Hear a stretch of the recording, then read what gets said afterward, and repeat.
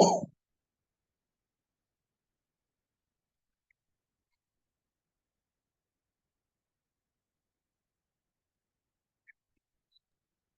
is answering today?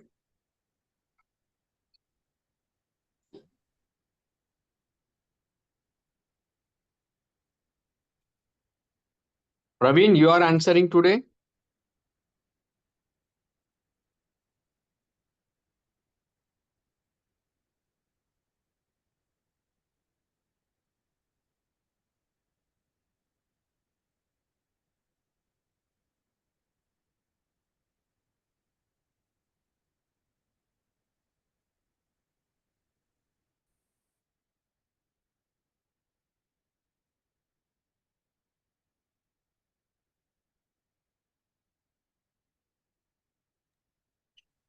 Uh, Hi, Dr. Gaurang sir. Amit this side from Dr. Reddy's team. Should I make you host, sir?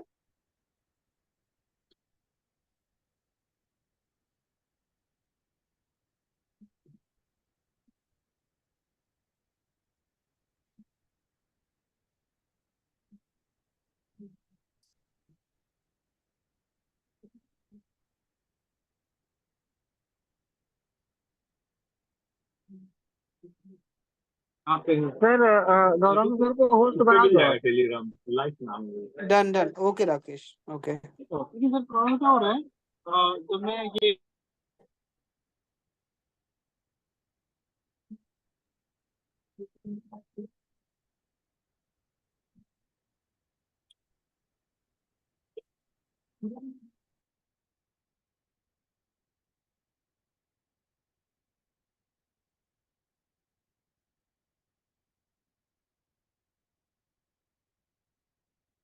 Who is answering today?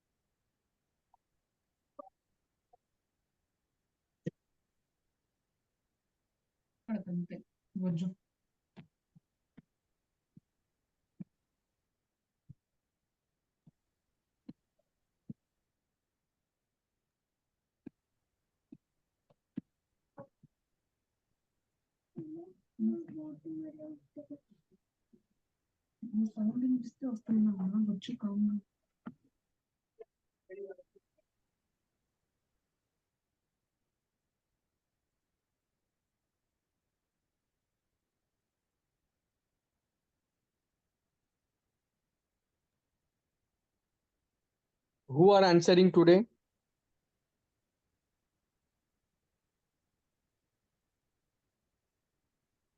Hello.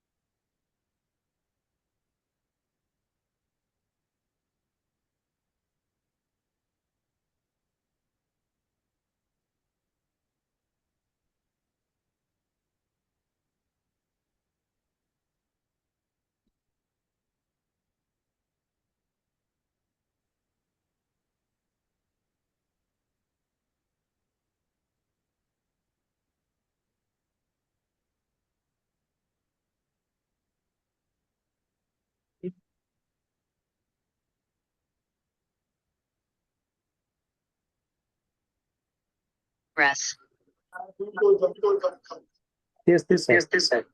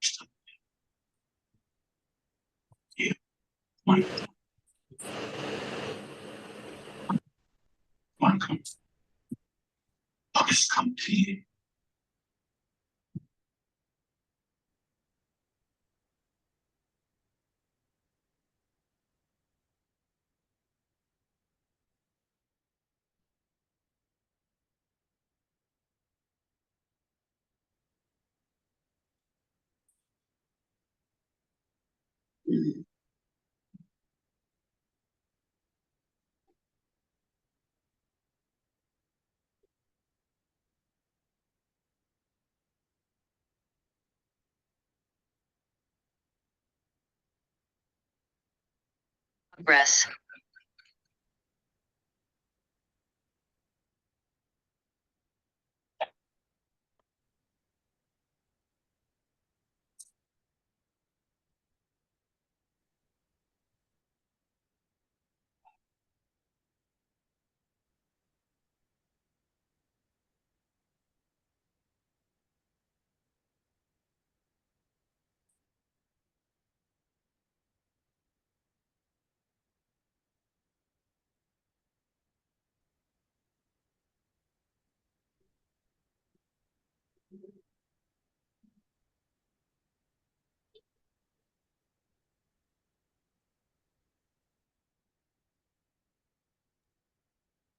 వీడికి నిద్ర వస్తే చాలా తొందరగా నిద్ర పోతాడు కదా.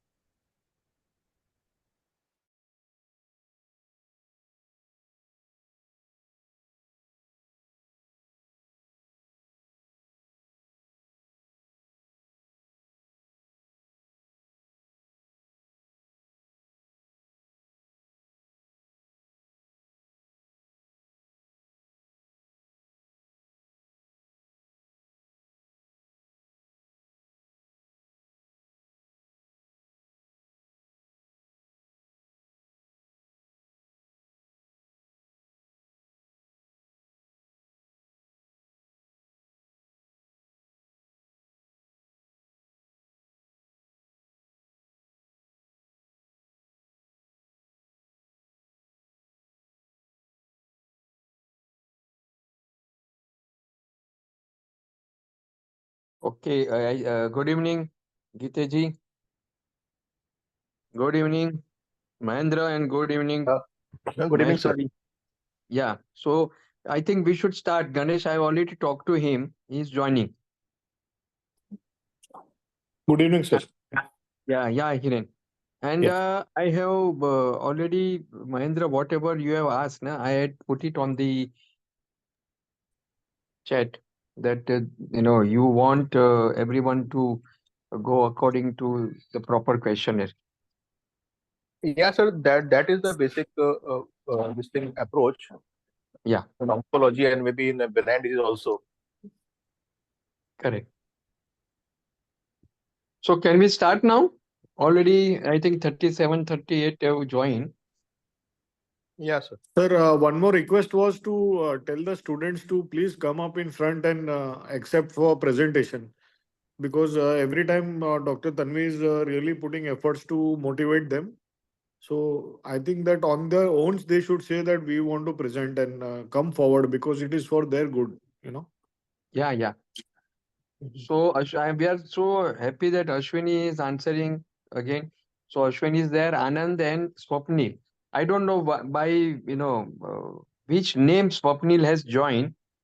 So Swapnil, can you just tell us? Can you put it into chat if you have joined?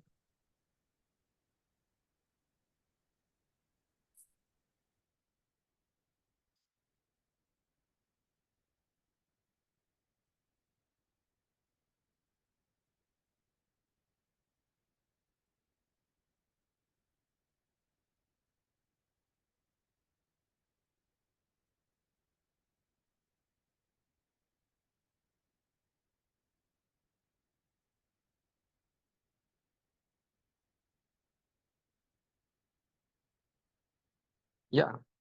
So good evening, Dr. Gite.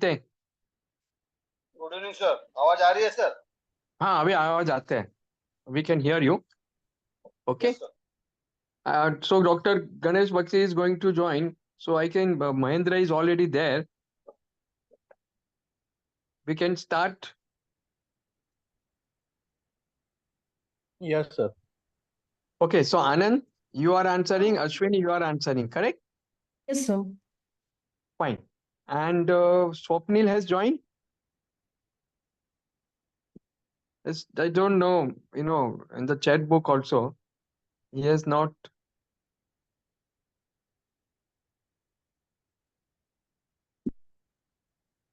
Okay, so it is iPad.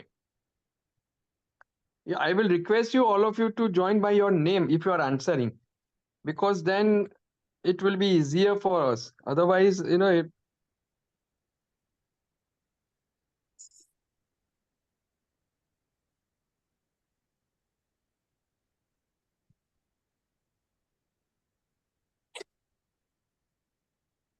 Hello, good evening, sir.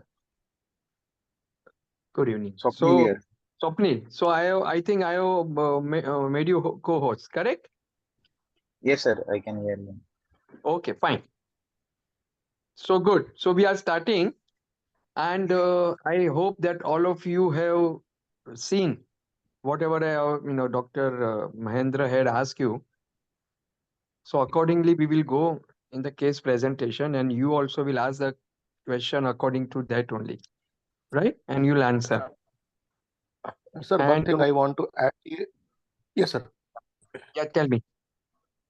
One thing I want to add here, when the students are making a differential diagnosis, they should be based on the history from most common to the rarest one. Right. So that is true in practical. In theory, you can go from A to Z, but in practical, what is most common, what you see, because examiner wants to know whether you attended OPD or not. So that is the way it should go. And when you are sitting in OPD, you have got a very short time, like only 10, 15, 20 minutes to see each patient. And in that, you have to decide what is your probable diagnosis and what are the important investigations you want to do and what will be your approach. So that is the way. Practical exam means that. Practical exam doesn't mean that you have got 2 hours, 3 hours to think it over, to go on the net and to find out what are the important things or what are the diagnoses. And no. So as Dr. Mahendra has said, few probable diagnoses and the most common to rare. Fine. So Brijesh, let us start.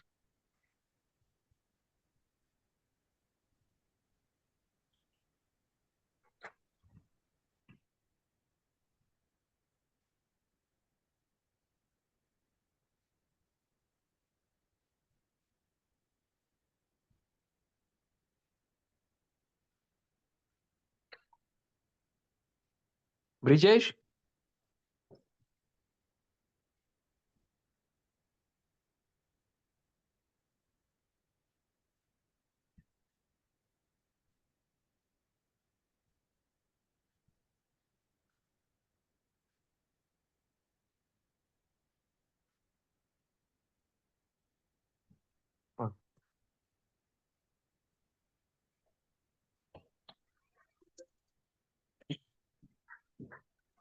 It was not working, huh?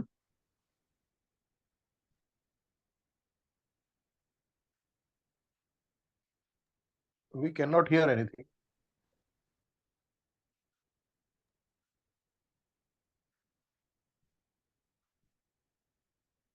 Yeah, Brijesh, there is some connectivity problem. So he will just join.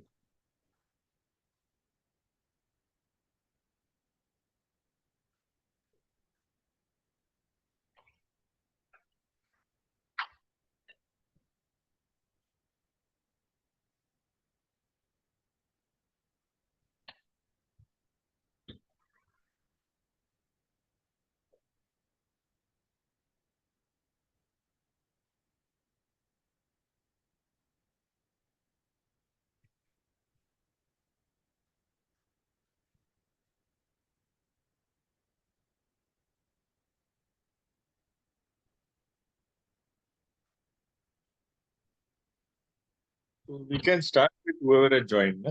Yeah. So only what has happened that Brijesh Acha, the slide has has gone. gone. Slide has gone because Brijesh, there is some connectivity problem now because of monsoon. Wi-Fi is also not proper. Na?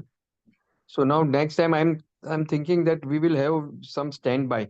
So if someone cannot join, we'll have another fellow to do the presentation. India में internet नहीं है बोलेगा तो Mukesh Ambani will have heart attack.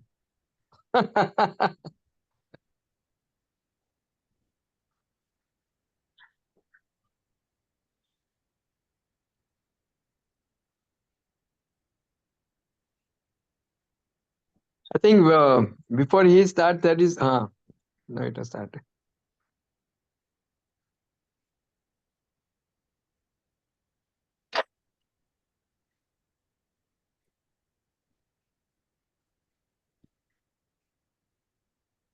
So again, I repeat, today's Swapnil is answering, Anand and Ashwini. So three of them are answering.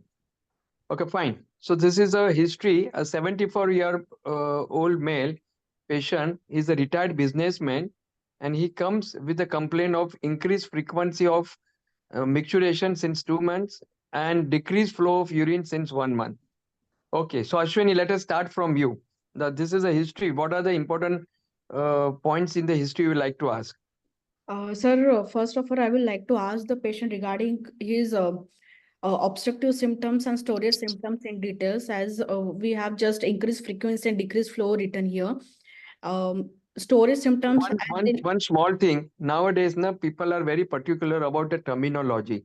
So if you're saying storage, that is right, but don't say that obstructing symptom. So voiding. Okay? Okay, sir. Yeah, fine. Go ahead. I would like to ask the patient regarding his frequency, urgency, incontinence, nocturia, and also regarding his voiding symptoms, that is, if the narrowing of the stream, if there is straining at micturition or incomplete voiding of urine. Also, I would like to ask the patient if he has any history of surgery done in the past, if he was on any medication prior, and any history of stones which was there in the past, and also any history of surgery which was done specifically for the stone or for any urological surgery which was done for him. Also constitutional symptom like loss of weight. I would like to ask loss of appetite, loss of weight, and Yes. any comorbidities of the patient. Fine. What are the other things you have missed whenever there is a lower urinary tract symptom? Sir, I would like to ask regarding the history of constipation of to the patient as well, because it might aggravate the LUTS symptoms. And also, sir, he has a complaint of increased frequency. I would like to ask regarding his total water intake in a day. And that's it, You sir. don't want to find out one piece, Yes, sir. the score? Yes, I would like to ask about the like based on the storage and voiding lots, I will uh, grade the patient. I will give him the grading, number according to IBSS scoring system, sir. Yeah, so he is a 72. Otherwise, means then also about his IPSS score as well as quality of life, right? Yes, sir. And even if Yes, the sir. score about sexual activity. So Yes, these are the three. Always remember. yes. Yeah, fine. Also, sir, So history anyone of of you? pain, fever. Also, sir, pain, Also, history fever, of pain, fever, and dysuria, burning lithuria, micturition. hematuria. Okay, fine. So Anand, you just anything else you want to add? Just ask. Otherwise, we'll go ahead. Yes, sir.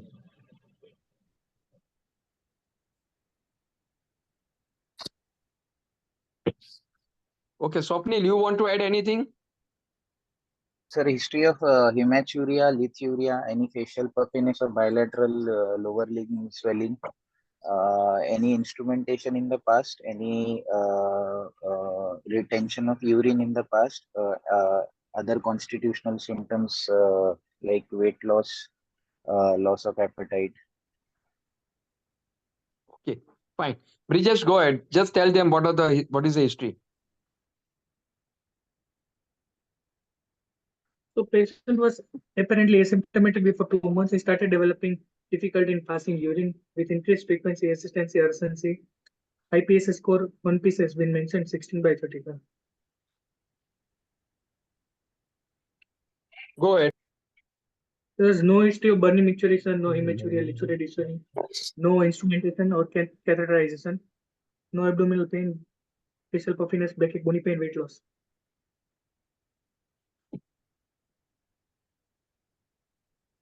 Okay, complete the history.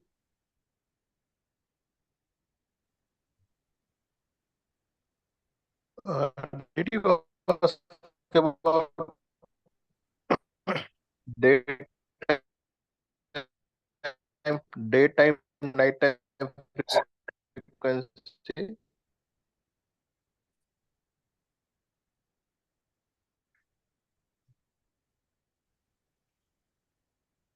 Cannot hear anybody. Your voice is breaking, sir. Daytime and nighttime frequency.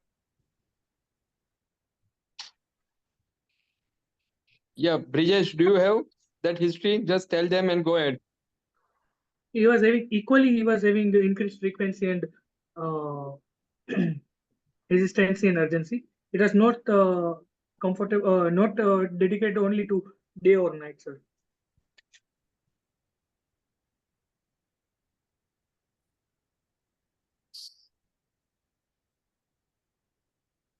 Okay, so go ahead. Brijesh, complete. Yeah. So in the past history, he was a known case of ischemic heart disease with hypertension, and he was taking tablet aspirin for around 10 years, and he was taking telmisartan for around 15 years. So no any previous surgeries. He had a vegetarian diet. Bowel habits were regular and normal. Bladder activities were altered because of increased frequency, and while sleep were disturbed because of nocturia. He was non-smoker and non-alcoholic, and he didn't have any addictions. Fine. Ashwini, anything is left in the history or you want to go ahead? Sir, I would like to go ahead, sir, with my differential diagnosis. As the age of the patient is 74 years, I would like to have a differential diagnosis of benign prostatic obstruction first and carcinoma of prostate as a second one, sir. Okay. Nothing else? Sir, he had no history of surgery done in the past, so that will rule out the stricture urethra. And also no history of any stone in the past, that will rule out the vesical calculus, as there is very less likely chance of having a differential diagnosis of vesical calculus in this patient. No, but why you are saying that there is no chances of stricture? Sir, because Picture can be there, sir. it could be there, sir, but in the past he had no history of instrumentation and his age is 74 years. So by till now, there has to be something that could lead us to have a stricture. It could be one of the differential diagnoses. I will keep it as a third one, sir. So what are the probable differential diagnosis that comes in your mind? Don't say that this is not possible, this is not possible. So first you said there is a bladder outlet obstruction. It may be because of enlarged prostate, which can be malignancy or it can be benign, correct? Yes. Then why you're saying there cannot be a history of lithuria? I mean, there is no history of lithuria. There cannot be a calculus disease. Sir, Suppose the patient has got lower ureteric stone, a large lower ureteric stone. Don't you think that patient may have similar symptoms? sir, but in the past, in the history, he don't have any symptoms which is suggest of having a stone disease till now. I would like to have it a differential diagnosis, but not as the first or the second one, sir. No, first you said na bladder outlet obstruction. Then what about stricture? So it could be a stricture urethra It also. could be And stricture. It can vesical. be some the lower ureteric stone or vesical calculus, Yes, sir. or it Also can be any neurogenic. other distal obstruction. Yes, sir. So but don't waste time. Otherwise, see, you are wasting time in only on differential diagnosis. If you say all these 4 or 5, Overactive bladder also. yeah, you just give this much and Yes, sir. we can just go ahead. So, okay, so this is differential diagnosis. What do you want to do? Dr. Gite, if you want to add anything? Yes, sir. Because this patient has two symptoms. One is the frequency, 3 hours, every 3 hours. That means near about 8 times in 24 hours. International Continence Society definition of frequency is 8 or more. So that place examiner can catch. Another thing is, as far as diagnosis is concerned, very simple. It is a enlarged prostate, benign or malignant. It is prostate with stone. Does it mean that each and every patient is associated with history of passing stone? Definitely not. There may be a small ureteric stone dropped down the bladder. The bladder stone may be blocking the outlet, presenting like a outlet of voiding symptoms. And whenever due to stone, there is storage symptoms. So both symptoms can be there. So third diagnosis is stone with prostate or a single only stone. Stricture, as far as stricture is concerned, I agree with that Ashwini, because at this age, without any prior history, 74 years is a long duration, so chances of having a stricture, primary stricture at this age is very rare. But down the line, if examiner insists why not stricture, then one student should agree with that, and I will place it down the line. ऐसा बोलना चाहिए. लेकिन ये 3 diagnosis में तो कोई confusion नहीं है. Lower ureteric BP, CA prostate, stone with prostate, simple stone, lower ureteric views stone, ये सब चीजें ऐसा पिक्चर आ सकता है. And again, neurogenic bladder, another one that can also be there. Fine. I think sir has nicely elaborated. So now, Swapnil, what you Yes, want sir. to do? Sir, I will go ahead with the examination of the patient. Brijesh, go ahead.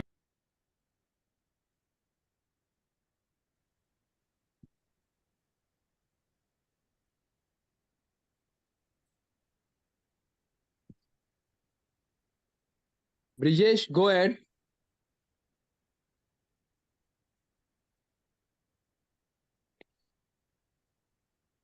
If the slide is not moving, don't worry. You can just tell us the general examination finding.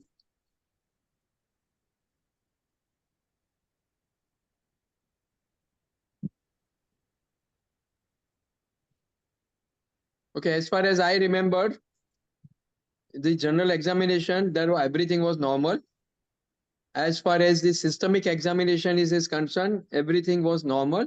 And on PR, it was a grade 2 prostate.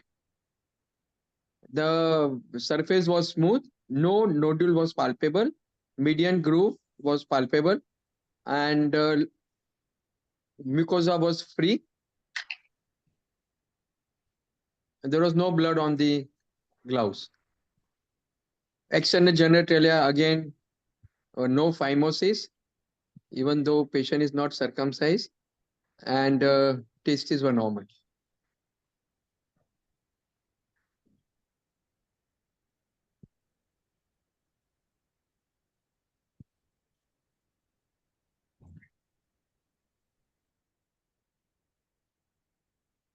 Okay, Anand. Yes, sir. So this is the finding. Now what do you want to do?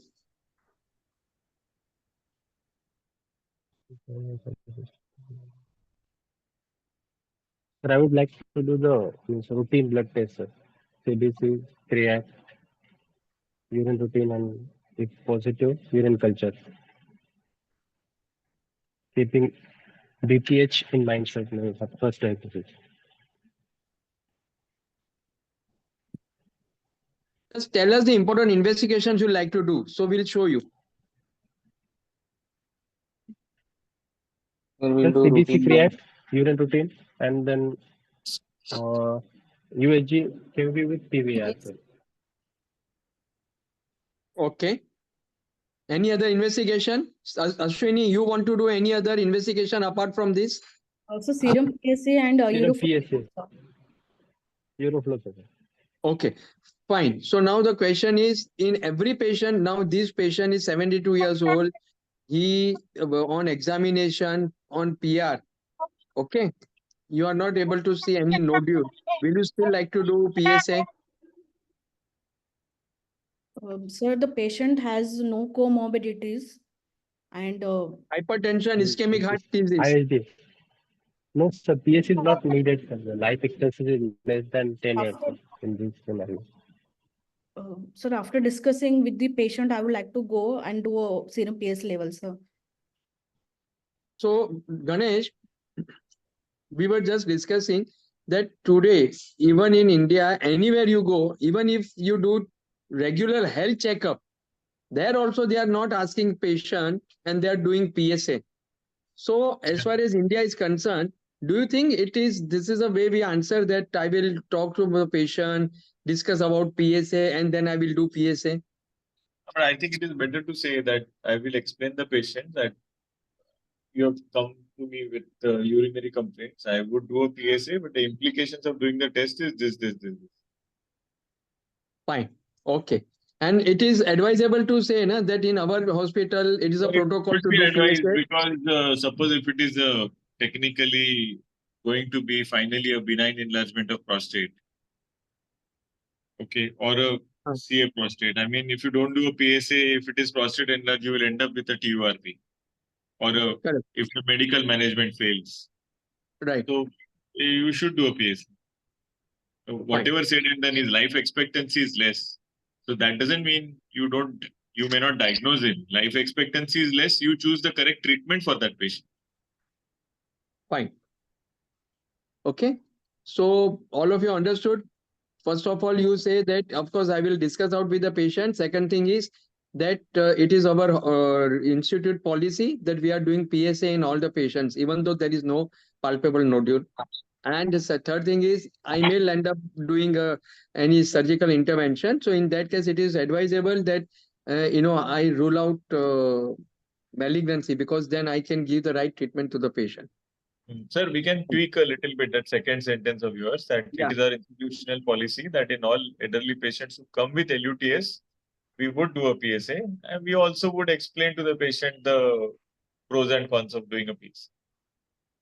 Fine. So just remember this line, okay? Yes, These are very wise men's advice. So this is the way you must talk, because there are many examiner will ask you why you want to do PSA, because many of them are following AUA guidelines.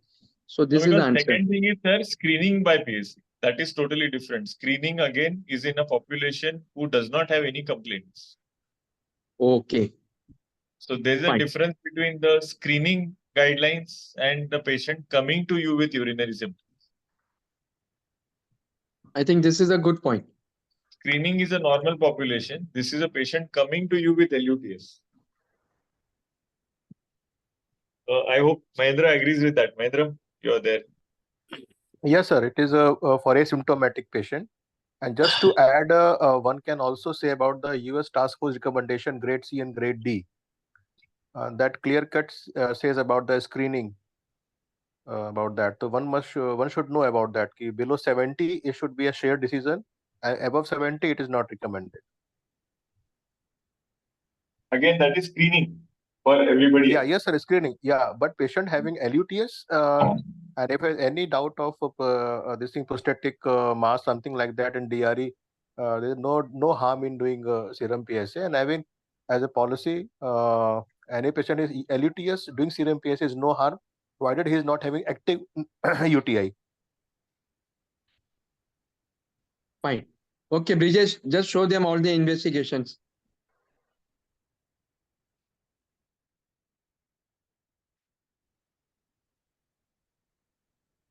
His PSA was 11.2. And the hemoglobin was 11.5. HbA1c was 6.1.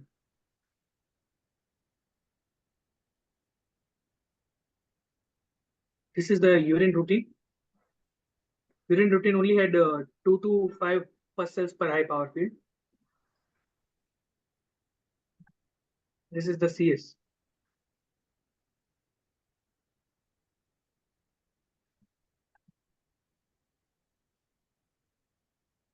Hello. Show them ultrasonography.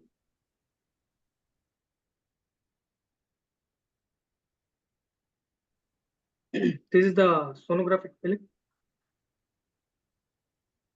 Anand, can you just comment on that fast? This is a unique KUB of showing kidney unit and bladder, sir. The first one, liver appears normal, sir.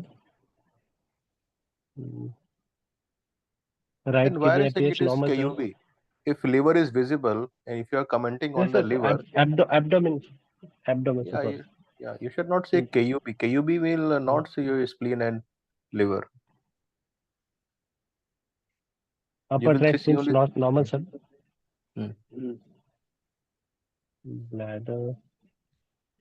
Kidneys are normal. Bladder appears normal, sir.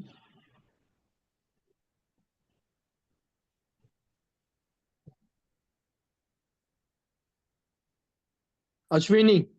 Yes, sir. Yeah, can you just fast, you can elaborate what are the findings?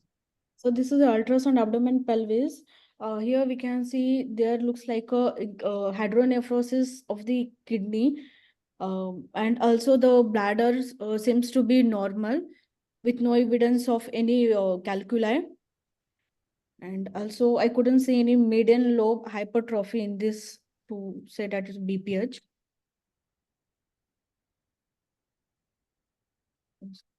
Where do you see hydronephrosis? Yes, sir. In which image are you seeing hydronephrosis? I can't see any hydronephrosis. So I mean there is an increased anterior pelvic diameter in no. So sorry, that's a normal muscle. It looked to me like a hydronephrosis in the first. Okay.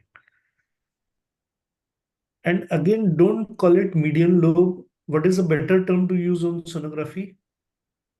You should call it intravesical protrusion, IPP. Protrusion of the prostate, IPPs. And also, sir, I think resident needs to see the normal or abnormal sonography, like kidney with mild HUN, with moderate HUN, and with the normal kidney. Then they will not get confused. This is blunder actually in the exam. If in this sonography, if you are say there's a HUN in the both the kidneys, that means in your whole training you have not seen or read any USG. You just read the reports. You have not seen the images. and it is very harmful actually in the exam. Dr. Gite, sir, if even I have not wrong, please you can comment because you are examiner and other things. You know the things very well. I agree with you. Because saying HUN in this USG, that means you are in big trouble in the exam.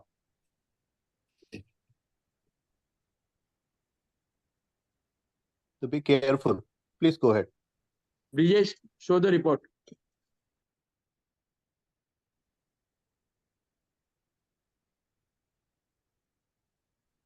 Liver is normal. Gallbladder is also normal. Both kidneys are normal in shape, size, and position. Urinary bladder is adequately distended. No calculus or mass seen. Pre-void is 180 cc. Post-void is 44. Prostate is enlarged in size. Parenchyma is normal and approximately weighs around 42 grams.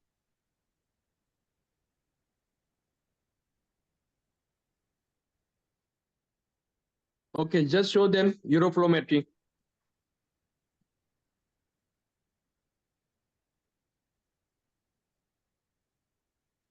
So Swapnil, now what is your probable diagnosis and what you want to do?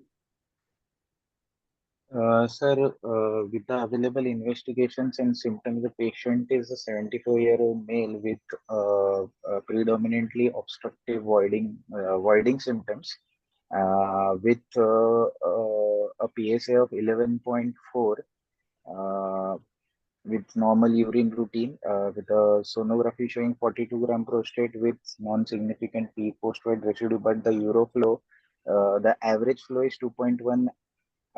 And the maximum flow is 4.7, so clearly obstructive pattern.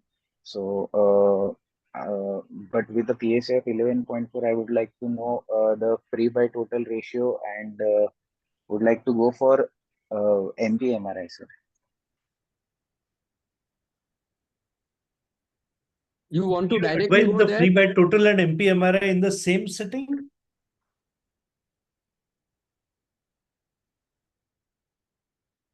Sir, PSA density of the patient is 0.26 and which is more than 0.15. I would like to go for a MP-MRI, sir. So let's first discuss this uroflowmetry. Are you happy with this uroflowmetry?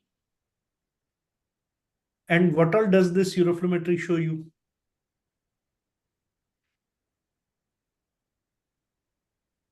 So in this uroflowmetry, he has voided 130 ml only, Only sir. And 130. also the Qmax is 4.7. And also So if you say 130 only means what? How much do you need? 150 ml is required for uroflowmetry, so. Also, the pattern of the uroflowmetry is like a box shape, so which. You know, when will you call any pattern as box shape? When the Qmax and average flow rate are nearly similar. Yes. Okay, here the Qmax is the average flow rate is just less than half of the Qmax. So this cannot be box shape.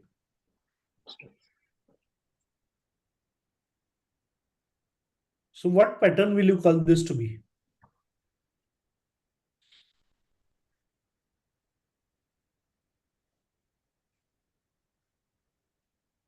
Obstructive patterns are suggestive of prostatic enlargement. Intermittency.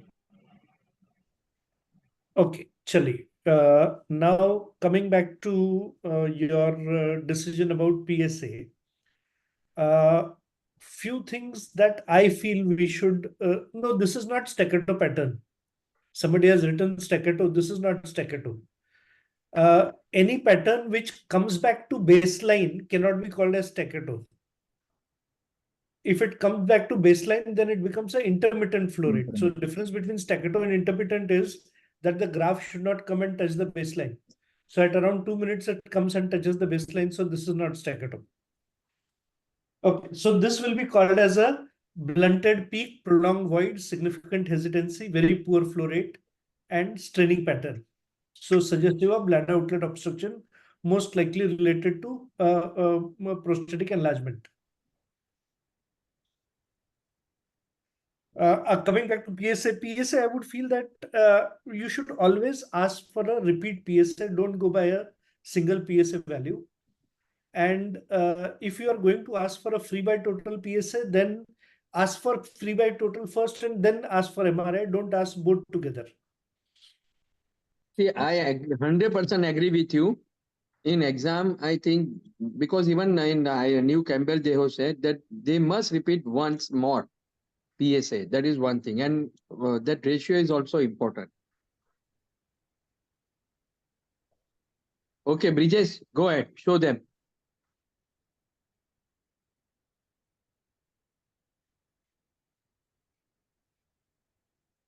The repeat PSA was done after 10 days. PSA was 9.21 and free PSA was 1.48.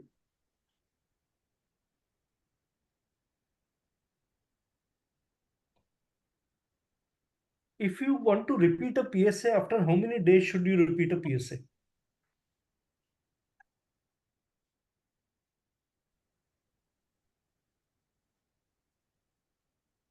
So let us talk about what is the half-life of PSA. Precisely. So that will give you the answer. 2 to 3 days, sir. Yeah. So how many half-life should you wait? No, Actually, it serum depends PSA on the half-life scenario. 5 to 7 days. It is, sir, 2 to 3 days, but let's recheck it. I Okay. agree that probably it is 2 to 3 days, Okay. but let's recheck it. आप कह रहे हो तो मैं I will not debate it. I will check it, sir. Okay. But अगर हम 3 दिन ले तो it should be minimum 5 half-lives. So we should wait for a period of 2 weeks. That's the minimum. Yes. Chalik. So now how do you interpret this report of free by total PSA?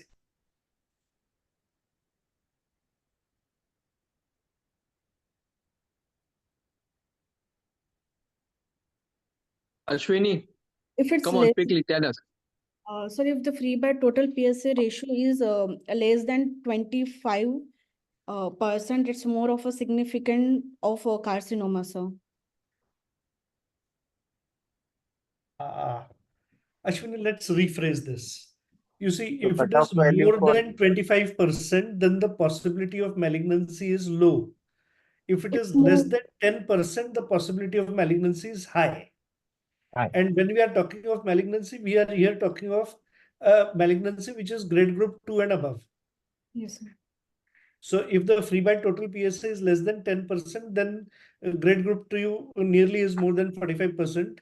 And if it is more than 25%, it is less than 2-3%.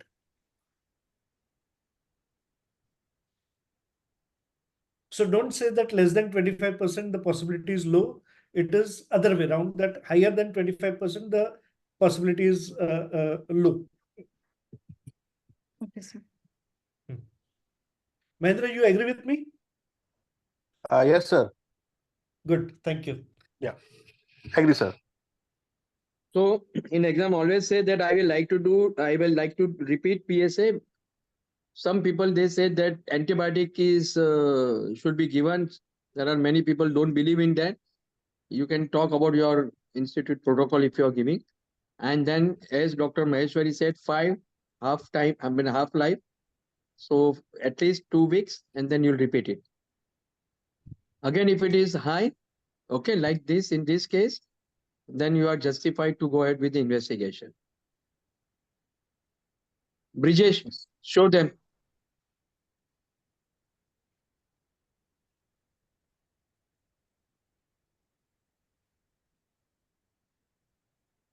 Any one of you can just read whatever is there on the. Sir, in the T2 axial phase, in the arrow, there is a hypodense lesion which is seen in the uh, peripheral to transition zones, sir. I'm not really sure about that. The arrow shows a lesion, and the same lesion in the ADC, we can see there is a change of the enhancement. There is a change of the diffusion in the same lesion, sir. And in the Dr. Ashwini, Yes. I want to interrupt you. Do you really know about how to read diffuse weighted image, which is practically the most difficult part to read the MRI. So I just want to know, you really know? It is fantastic. Okay, that means you are a very good MRI reader. And if you are only reading the report and you do not know about these images, because some may ask, show me the where are you seeing that thing? Don't see the arrow in exam. Even if you do not know the T1, T2, and you're talking about the diffuse weighted images, again you are in trouble. Okay. So do you really know what are you reading as per the image? Yes, sir. Definitely it is beyond the imagination of your level. Even I am not confident of reading diffuse weighted image in these images. I cannot read that. Sir, in the ADC and the T2 axis, sir, we can like You can identify yes, sir. this. Okay, that's great. Okay. Go ahead, please.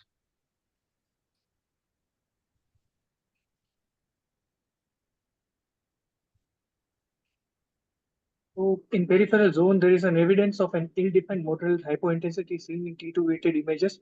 In the peripheral zone bilaterally at the apex, vision shows moderately restricted diffusion on DW1 images at higher B values with marked hypointensities on the ADC maps. On dynamic contrast enhanced MRI, there is an early arterial enhancement on the right side. Rest of the peripheral reveals normal morphology with homogeneous T2 hyperintense. Transition zone, there is an evidence of ill-defined node curves and homogeneous moderately hypointense. The transition zone of the base, midland, and the apex level, score 4. Few of these areas show early arterial enhancements. The central gland shows low intermediate T2 signals, and inner capsule between the central peripheral gland and the outer capsule around the posterior cell wheel. The neurovascular bundles along the posterior lateral aspect of posterior are unremarkable. Periprostatic venous plexus are noted. Periprostate fat is unremarkable. Seminal vesicles show normal T2 hyperintensity. So overall, there is ill-defined moderate hypointensities in the peripheral zone bilaterally at the apex, showing moderate restricted diffusions on the DWI images at higher B values marked with hypointensive ADC maps on early arterial enhancement. So this is the final report. Ill-defined node-circular homogeneous moderately hypointense within the transition zone at the base, midland, and apex levels, with few of these areas showing indistinct hypointensities on ADC maps. Overall PIRADS score 4. Fine. Okay, Swapnil, tell us what you want to do now. Sir, the overall PIRADS is score 4, which is suggestive of there might be a significant cancer which is likely. So I'll go ahead with a trust guided biopsy That's very bad. with antibiotic coverage. So Anand, what advice you will give and which type of biopsy you want to take? What are the different biopsies? Trust guided biopsy, sir. 12-4 trust guided biopsy. Okay. Before I will explain the patient, and one night prior, sir, I will give enema to the patient, and before that, I will give some antibiotics, Ciplod. And in our institute, we will give Ciplod PZ for 3 days, and then enema prior, one day prior enema. And Do you know we'll do the biopsy. he is on ecospirin? Sir, I would like to do a PT. Yes, sir. Ecospirin should be stopped for 4 to 5 days prior. Always remember, these are the protocol. You must remember. Nowadays, even the young patients, many a times because of hypertension, their general practitioner or the physician might have put him on anticoagulant. So always remember, many a times there are many drugs which we are not aware. They have got a combination. So see that, and first you stop these medicines. Second thing is, as you said very rightly, antibiotics. You will explain to the patient and then go ahead. So what are the different methods of doing? Ashwini, can you tell us what are the different methods by which you can do prostatic biopsy? Gaurang Shah, sir, just to interrupt. Mahendra. Yeah, during MRI, before they going to step, students should know about the pirates scoring and their value and incidence of prostatic cancer with the each grading score. This is one important thing one must know. Yeah, so you Because you examiner ask them will and ask. we'll go ahead. Yeah. Who is answering? Swapnil, you Anyway, answer. sir, to save Yes, time, sir. So just pirates I am one just is I just want, yeah, go ahead. pirates one. Pirates one is clinically significant malignancy is highly unlikely. So a percentage I'm not aware, but the highly unlikely. Then pirates two is the malignancy is unlikely. Pirates three is equivocal. Pirates 4 is the presence of clinically significant malignancy is likely, and Pirates 5 is highly likely. Absolutely. Mm. Yeah, so there is also a percentage. One person already posted in the group, so you should know that pirate 5 also doesn't mean 100% it's a malignancy is there. Sometime with the chronic prostatitis, it may give you the picture of pirate 5, but generally it is not cancer. Then again to be correlated clinically. So you should know for the exam. Yeah. Go ahead. Okay, sir. Now tell us, Swapnil, tell us what are the different methods of doing biopsy? So there are methods. Like one is truss guided biopsy. Second method is transperineal biopsy, and third method is MRI guided biopsies. So I think better to say transrectal, transperineal. Don't say truss guided. Yes, transrectal, transperineal, and MRI guided. Swapnil, MRI guided is also either transrectal or transperineal. Transperineal. Just a guidance. Yes, sir. Okay, so when sir asked this question, he did not mean access to the prostate. He meant what are the different ways you sample the prostate.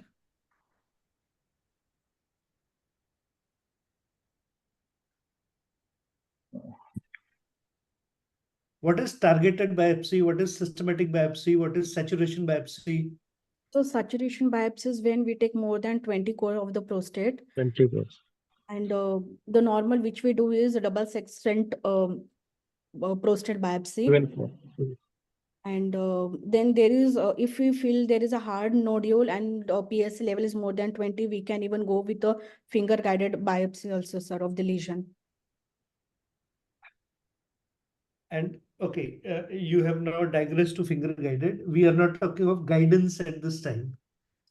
Okay, it could be truss guided, finger guided, MRI guided, whatever guidance is a different thing. Now, what is targeted? What is systematic? So systematic is when from the each of the lobe of the prostate, we take from the mid and the basal. And targeted is when we fuse the MRI, the urologist who does the prostate biopsy, he looks at the MRI, and then with the help, he will do the target. He will target the specific area while doing the truss guided biopsy, sir. Okay, so in this patient, what will you do? Systematic or targeted? Sir, here there is no any nodule felt, so I would like to do a systematic biopsy for this patient with a But I have seen hypointense areas at some places. yes, sir, but still I would like to do a systematic biopsy so that I won't rule out the other side of the prostate as well. It could be a Okay, so multifocal. remember one thing, that whenever MRI is positive, you do systematic as well as targeted biopsy. So you will take 2 biopsies from the site which is positive, and rest of the biopsies are as systematic biopsies. Okay. Saturation biopsy is reserved for patients where if your initial biopsy comes negative and you want to go more aggressive in searching for the disease.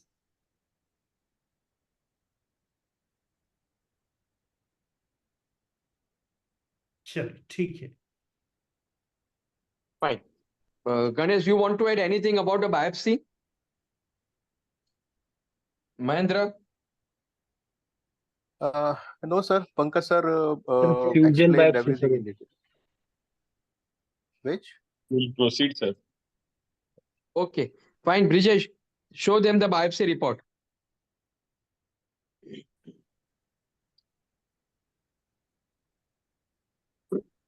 So,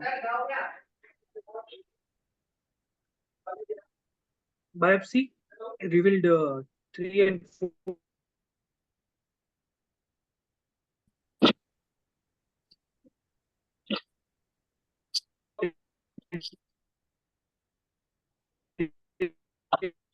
carcinoma of prostate, Gleason score of 3. We can't see the slides.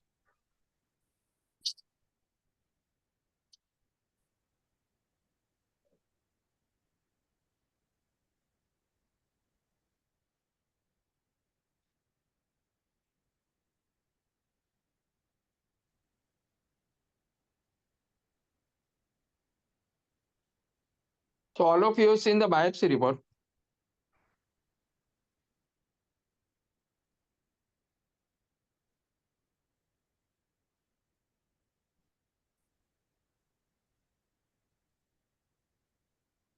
Ashwini, tell us something about Gleason score. Sir, Gleason score. So Gleason score is from 1 to 5, sir, and it's 5 is when it's an anaplastic one. 4 is when there is a cribiform pattern, sir, and 2 and 3 is when there is differentiated adenocarcinoma, sir. And Gleason sum is when we add the in the truss biopsy specimen, the most common along with the highest score, we add that one. And in the radical prostatectomy specimen is the most common with the second most common, sir. So usually less than 6 Gleason's sum is not to be reported. And based on 6 onwards, we have grade groups, so.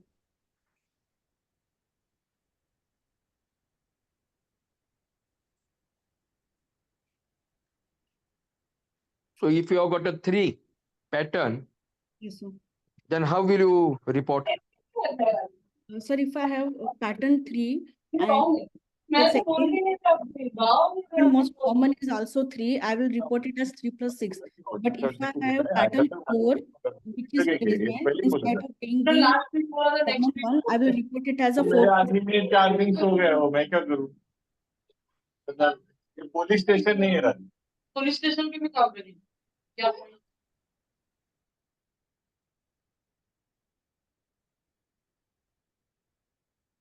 Yeah, Ashwini, go ahead.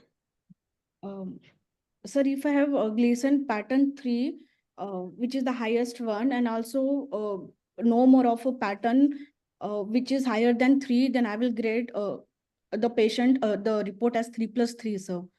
And if I have any lesion which is higher than 3, then the pattern will be, if the most common is 3 pattern along with the 4 pattern which is there, but it is less as compared to the 3, I will report it as 3 plus 4, sir.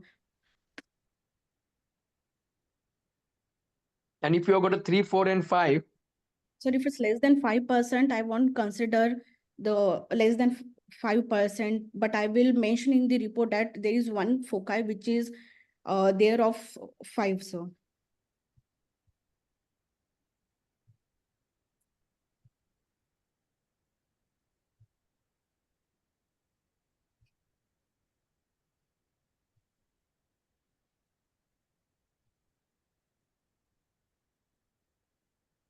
Okay, Paras,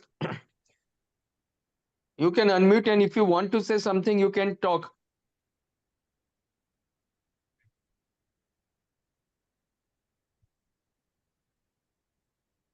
What is the importance of the grading system, Gleason grading system?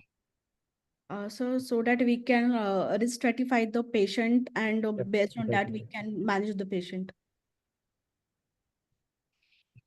Okay. Or something else? Sir, if It sir, can if- also predict how tumor will behave in future, like chances of biochemical recurrence, chances of local recurrence. Okay.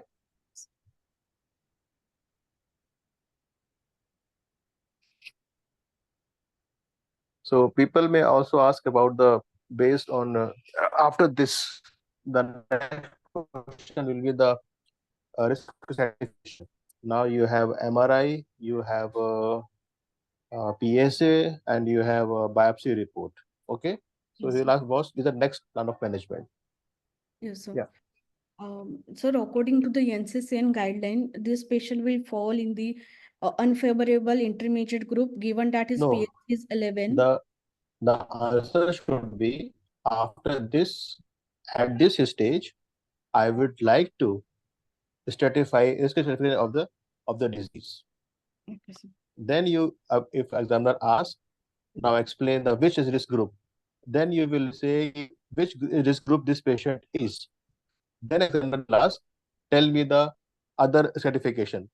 Then you say TCN and EU guidelines, whatever it is. This is how you can lead the examiner. Go by step. Sir, I would like to stratify the patient based on the biopsy, the MRI and the PSA level, sir. Hmm. And So based on Gleason score, serum PSA, and the T stage, which risk category this patient is. sir, according to the EAU guideline and NCCN, according to the EAU guideline, it would fall into the where it is intermediate group. Intermediate group. Yeah, and according to NCCN guidelines, sir, he will fall under category of favorable intermediate because of his grade group being 2, sir. And also PSA is between 10 to 11. And 60% of the course involvement is there. That is the only one factor which is, yes, favorably intermediate and intermediate according to EAU, sir. Okay. This is how you should answer in the exam. Okay. And one more thing just to add for stratification criteria, for the very low risk and in any cancer in urology, for very low risk and low risk, all should be present, whatever criteria it is there. And for beyond that low risk, or if any one or two is present, then it is labeled as a other categories. But for the low risk and the very low risk, the all subject criteria should be present. So if in the low risk, that means serum PSA, T stage, and Gleason score should all be presented in that category. Okay, so be careful when you are remembering the memorizing the certification. Yes, sir. Okay, now what next? You stratify the disease. It is favorable, intermediate risk. Yes, Okay. What next? Sir, now as the patient had more of a complaint of LUTS in the initial complaint, sir, I will give him the option of management, which will include the radical prostatectomy and active surveillance. But his grade group being, yes, I will give him option of either active surveillance or a radical prostatectomy given his age of 74 years.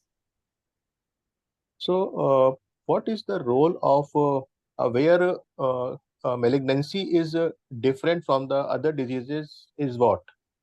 What you based at this stage? Sorry, sir, I didn't get your question. Benign, while managing the benign disease Yes, sir. and the malignant one, what differs in the management in evaluation? Like you stratify the patient at the low risk or high risk, okay, intermediate risk. The important thing is to stage the disease. Are we not dealing with the stage 4 disease Also, notes the nodal status of the patient. and metastasis? Metastasis, yes, notes and The two things important, two things which are very important in the management of malignancy. yes, sir. Okay, so what are the indications of imaging to see mets in the body, see a prostate? Sir, if the patient is having T1 with more than 20 PSA or T2 with more than 10 PSA or any PSA level of more than 20, or if the patient is symptomatic, sir. So you cannot say in a simple way any patient having intermediate or high risk or locally advanced disease or other than low risk disease, we should go ahead with the metastatic workup? Yes, so we can say so. So why are you confusing examiner and confusing yourself by roaming around only serum PSA? Because they have three criteria for the stratification. Am I right? Yes, sir. Yes. So in this case, 3 plus 4, and though intermediate risk and 60% core is involved, and this patient also warrants metastatic workup. So she told one of the treatment is active surveillance. So how it is applicable in this patient? Sir, it's just that the patient is a case of hypertension along with the IHD and his age is 74 years. I said active surveillance. Or else, given that Gleason score and the PS level, there is no role of active surveillance here.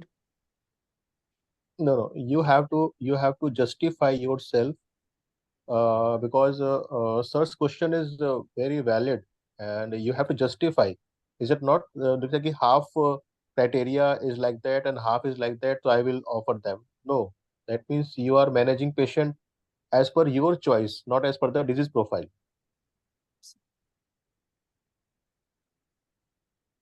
So for your this one, sometime extended indications are there for active surveillance in favorable risk. But again, where the disease is less than 50% and it is 3 plus 4 and only few codes are involved. That is a where extended indication of active surveillance. Otherwise, no role in intermediate risk. Ashwini, further, what I feel and that age does not play a role in decision making of active surveillance. You see, when you are putting any patient on active surveillance, basically what you are trying to do is delayed active treatment when the disease progresses. So if you take age as a criteria, that is more as a palliative care you are talking about. Active surveillance is not palliative care. It is not watchful waiting. So you can rather active surveillance would have an advantage in a younger patient because you would prevent the risk of incontinence or of sexual dysfunction. If you feel that patient is going to outlive the disease, then what you do is watchful waiting. But if you have a patient where your plan is active treatment, but at this time you are deciding to hold on because the disease is limited and the chance of it progressing is not very high. And you would actively be keeping a watch on this disease, and whenever it progresses, you are ready to treat him. So do not use age as a criteria for active surveillance. So as sir told, active surveillance means you are delaying the primary treatment. Okay, till there is a histological or biochemical progression. And exactly different watchful waiting is you are monitoring till he develops metastasis. These are the two different things. So here, if you tell active surveillance for this patient, I may not be agree with your answer. Yes. Because it is intermediate, favorable, more than 50%. So the age criteria 74, he may be 74 feet. Associated hypertension is not a contraindication for doing surgery. Okay. So it should be either a low risk or very low risk. Then only it is possible to go with active surveillance. And again, a life survival, second criteria is life survival. It should be a more than 10 year or more than less than 10 year or less than 20 year if it is very low risk. So ये confusion हो गया कि एक बार उधर गाड़ी अटक जाती है. क्लियर कट है कि इंटरमीडिएट फेवरेबल है तो एक्टिव सर्विलेंस क्यों देना है? You see, rather you would have been in a better position to defend not giving active surveillance. Exactly. That would be easier for you to defend in exam. It is easier to defend why you want to intervene in this patient. Okay, because of the grade of the disease, XYZ, you know all the reasons. Okay, So if let the examiner ask you, can you give active surveillance, and then you can take the opposite stand that probably this is not the right case for active surveillance. So suppose patient is fit for active surveillance, what are the contraindication for active surveillance? Sir, if the Gleason score is more, No, patient is fit. Grade wise, he is fit. Risk wise, he is fit for active surveillance. Still, there is a contraindication. Patient with I don't know, sir. So race, African Americans are contraindication and BRCA1 mutation. Carriers agar hai to contraindication. And further, you can also add there that if you feel that the patient is unlikely to be regular on follow-up. You see, in active surveillance, actively keeping the patient on surveillance is extremely important.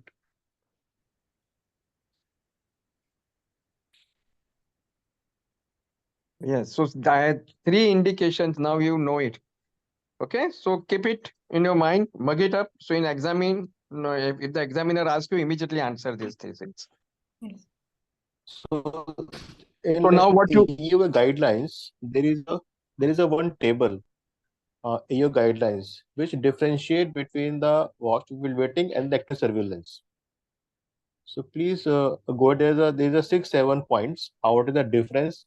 And it also are the indication of the active surveillance and the watchful waiting.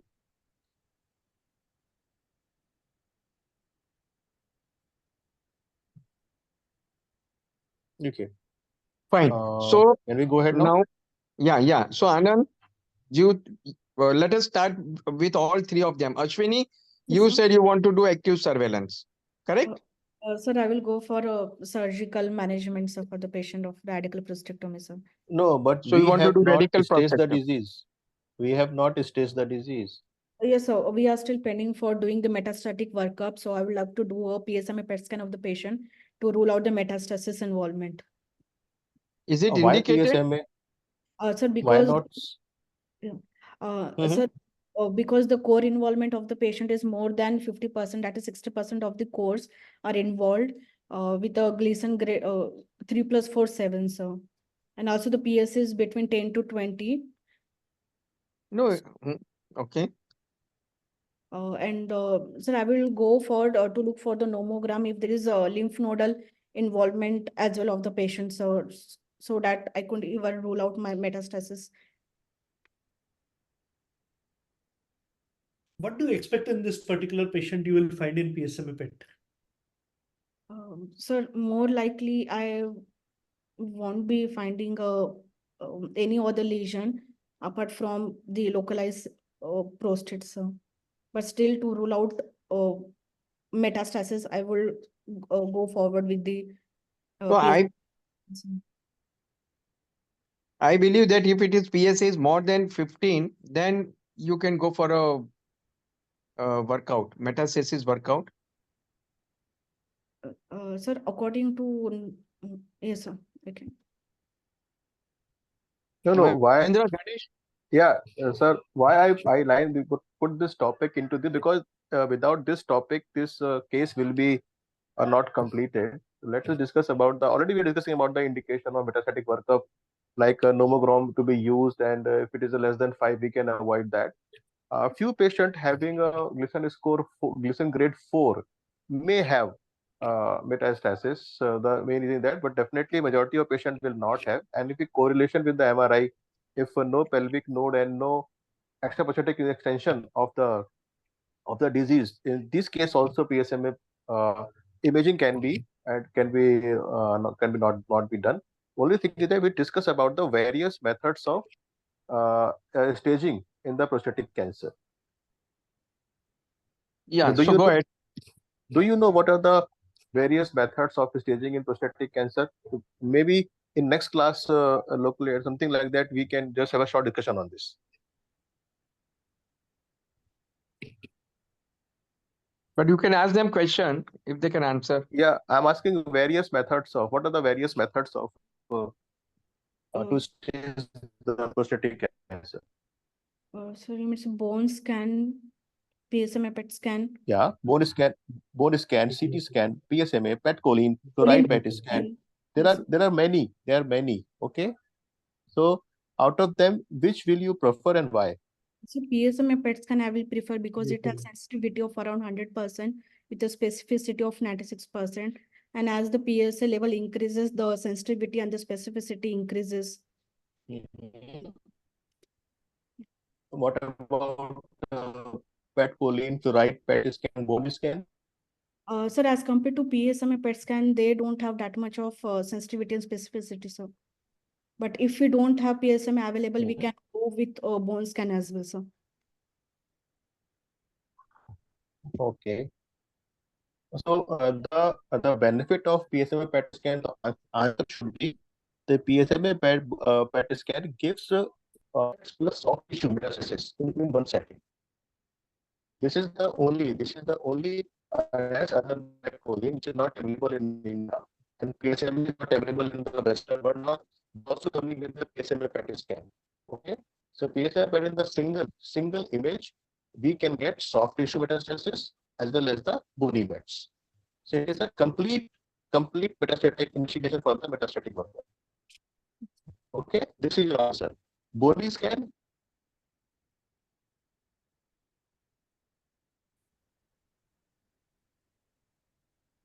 Which scan did you ask?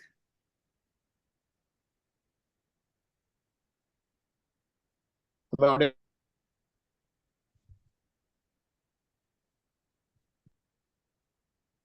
Gaurang Shah, sir? Yeah, now we couldn't hear you in between. Mahendra, could you repeat? He is talking about PET choline, sir. Sir, what? Yeah, so PET choline is available in Western world, but now we are also going towards PSMA PET scan. So all over even in guidelines also, PSMA PET scan is recommended as an investigation to other scans. So for the bone scan, sensitivity Yeah, is sorry, low. Mahendra, you finish first. Yeah. Yes, sir. No, let For the Mahendra MDP bone scan, the sense. Yeah, so MDP bone scan, the sensitivity low because it cannot differentiate between the trauma, between the infection and the old trauma. And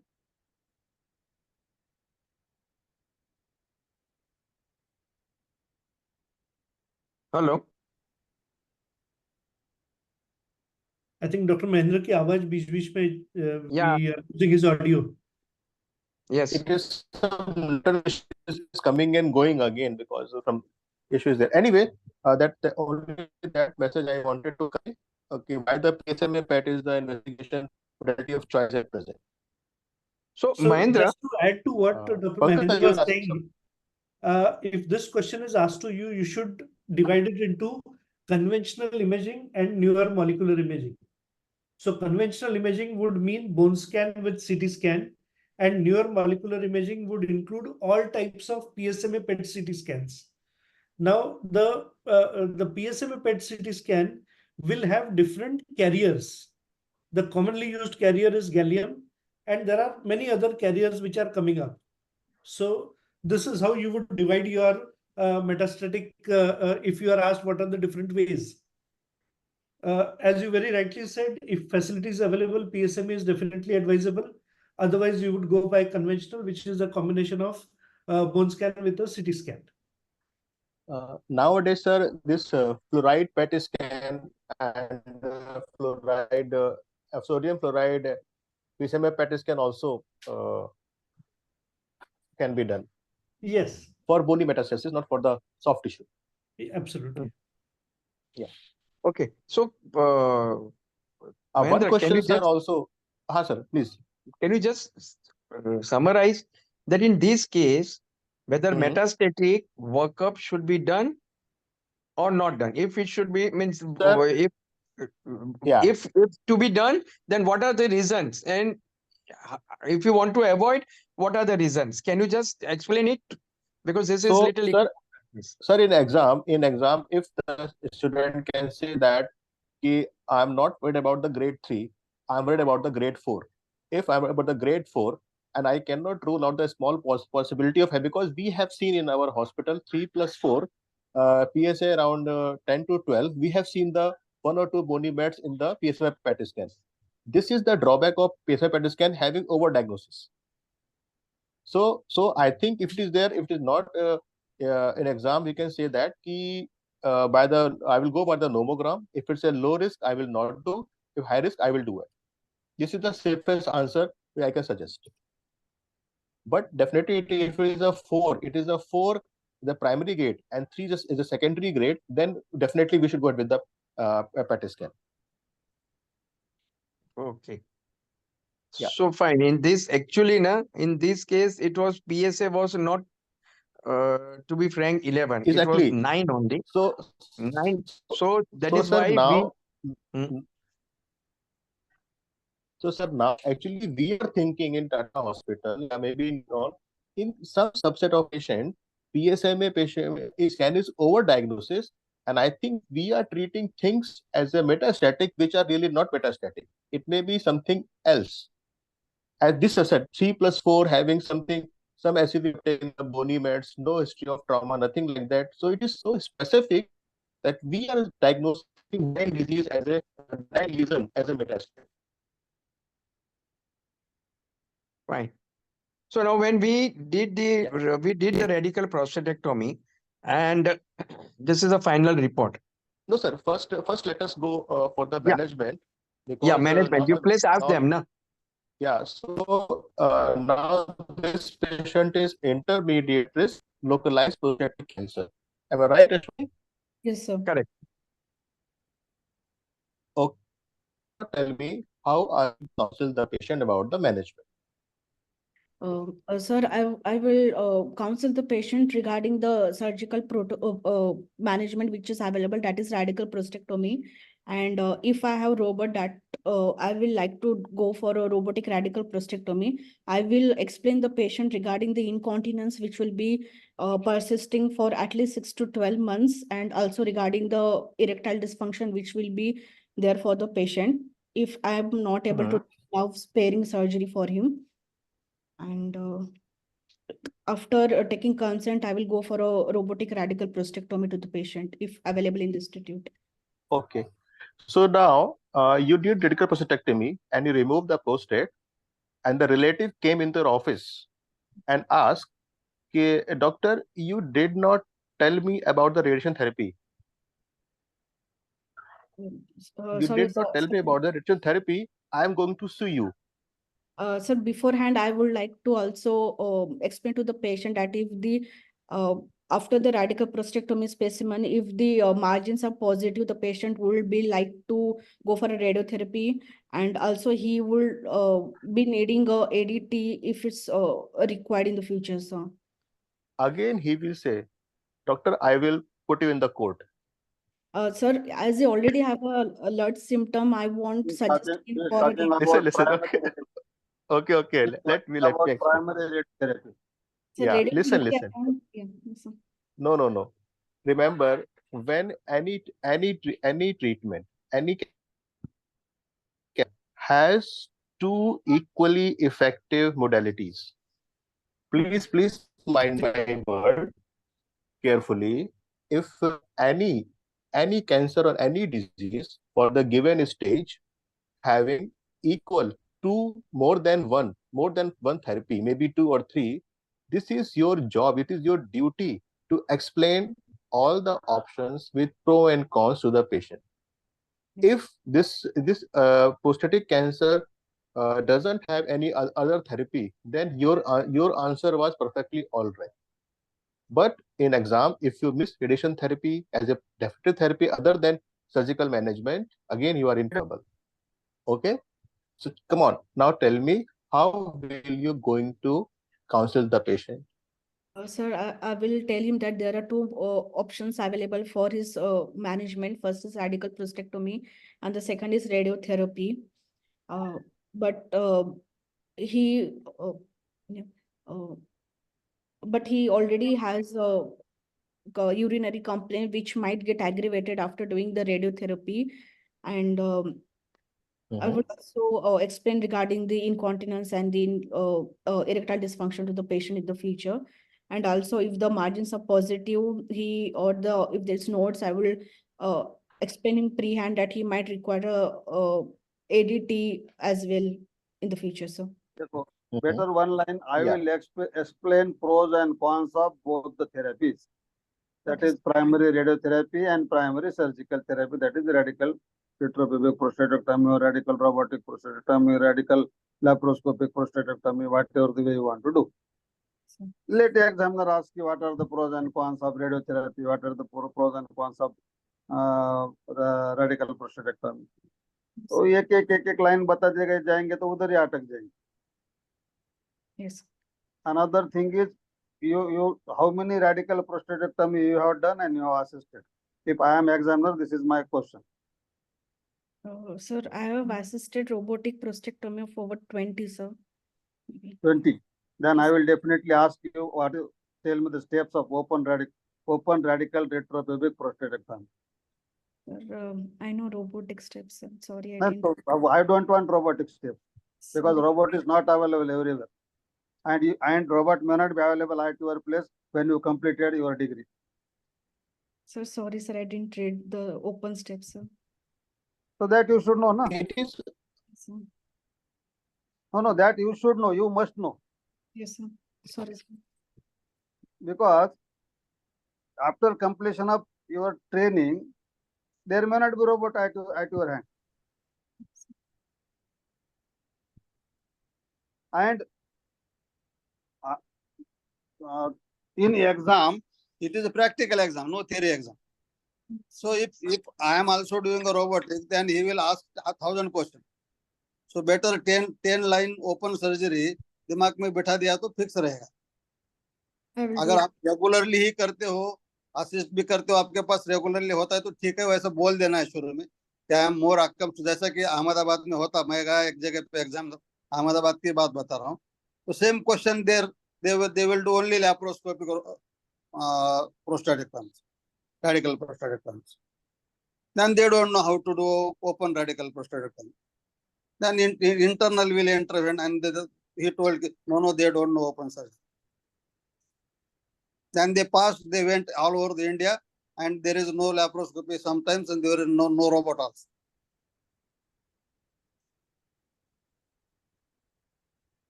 No, but as a rule, I think, as Gite sir is saying, whatever said and done for exam sake, all open surgeries is a baseline and you should know about all open surgeries.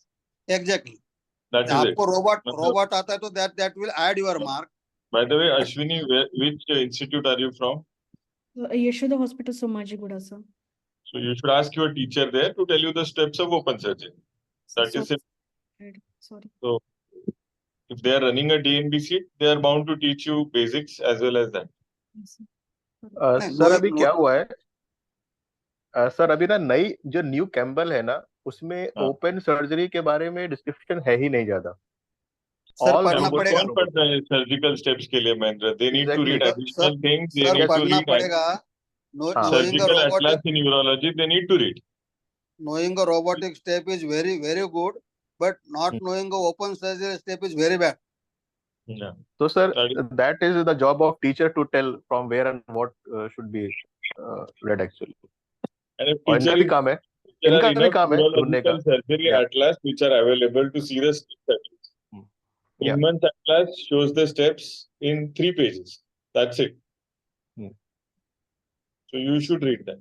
And uska PDF copy is available with almost everybody. Sorry, sir. We are not forcing you to do the surgery robotic when you grow up. That's fine. But steps batao na chahiye. Because the steps means what? Means anatomical steps to a surgery. That should be known.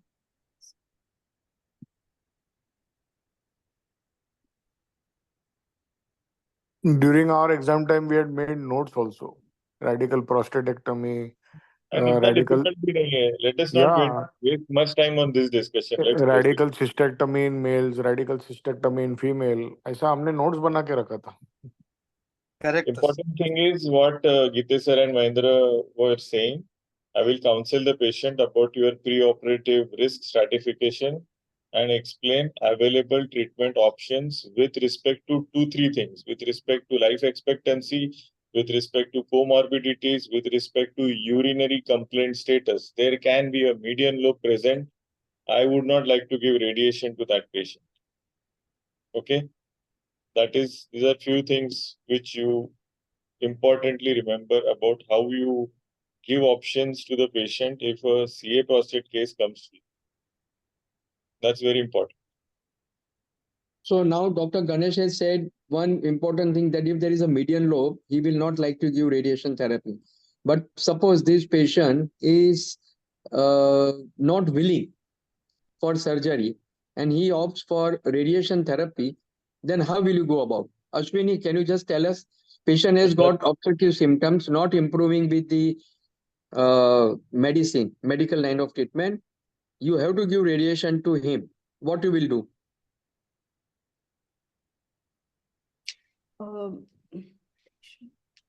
Sir, I will place an intra-rectal. I'm not very sure of the answer, sir. Sorry. Sir, may I bata the answer? So Ashwini, if patient such a patient is admitted for surgery, he has a median lobe, you again counsel them. You explain them the treatment will be radiation based. Start the hormone therapy, which is for that risk stratification considered for radiation therapy. So intermediate risk, they would give 6 months of hormone therapy. You started, and you offer a TURP. Okay, you do a proper channel TURP, especially you knock off the median lobe. Your hormone therapy is continuing. You allow that wound to heal minimum for 2 to 2.5 months. Okay, at around 3 months' time, you can further pass on the patient to your radiation oncologist friend to continue with whatever radiation therapy schedule or protocol they would make. That's it. That's the treatment. Sir, I have a doubt here, sir. Sir, if Yeah. we do TURP for the patient, how can he go for a radiation then? I mean, the seeds which are there, it will be difficult to implant. So radiation therapy is of two types. It is external beam radiation therapy and its internal radiation therapy is called a brachytherapy. So seeds are given in LDR radiation therapy, okay, low dose radiation therapy, seeds. This patient does not probably qualify for that. The patients which qualify usually for LDR, okay, will be a patient which would be as qualifiable for an active surveillance protocol or as qualifiable as a early low risk prostate cancer qualifying for a radical prostatectomy. If this kind of patient is generally considered for EBRT, there are some people who would offer brachytherapy proper, but that is HDR brachytherapy. HDR brachytherapy is called high dose radiation brachytherapy. It is done with inserting these are small hollow wires into the prostate under template guidance where there is a stepper. Stepper is also one of the older instruments or used in transperineal prostatic biopsy under a ultrasonography transrectal USG guidance. These hollow tubes are maintained in the prostate, adequately placed, 12 to 13 of them, and the patient is as a whole transferred to the source. The source of radiation is put through these hollow wires into the prostate and activated. And a higher dose of radiation therapy is given whenever brachy is given. So brachy is used by people variably as a full brachy or EBRT with brachy boost. Okay. When you have done a TURP, sometimes it may be difficult to use brachy because the prostate overall you are cutting it from inside. Hence, that patient may qualify for a EBRT. I hope everybody has understood. Thank you, Ganesh. Thank you for such a fantastic information. Thank you very much. Fine. So now he has talked about, we talked about that patient is not willing for surgery and you want to give radiation therapy. So this is one of the way in obstruction. Okay. So Ganesh, anything else you want to ask before we go ahead? One scenario we can ask. The PSA was say borderline 3.5. Same patient. We have got one. before. listen, we have got one small case after this. Then we'll complete that. Then we'll just, with the findings only, we'll tell them. So you can guide them. Okay, fine. So this was the result. This was a histopathology report. So how will we treat this? Anybody?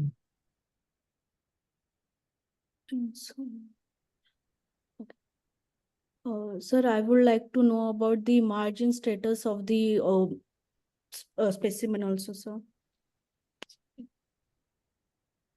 Margin status तो लिखा है उधर. लिखा है ना margins, everything is Positive margins, right lateral, right posterior, left lateral, left posterior. बता दिया मैंने. I mean, sir, Seminal vesicle and the lymph nodes. और क्या लिखा है final report में? So I meant to say if there is a positive margin or not, sir. If there is just a involvement of the PT3B and 1 PMX, sir, I would like to go for a adjuvant. Sorry, I would like to go for a ADT to the patient. Maybe for. Ashwini, Yes, sir. Ashwini, have we done anything else except MRI? No, sir. So in this case, will you like to do some investigation before doing anything, or you directly want to go? Sir, PSMA PET scan is still pending, sir. So Mahendra, you can just tell us what we should go, what we should do on this report.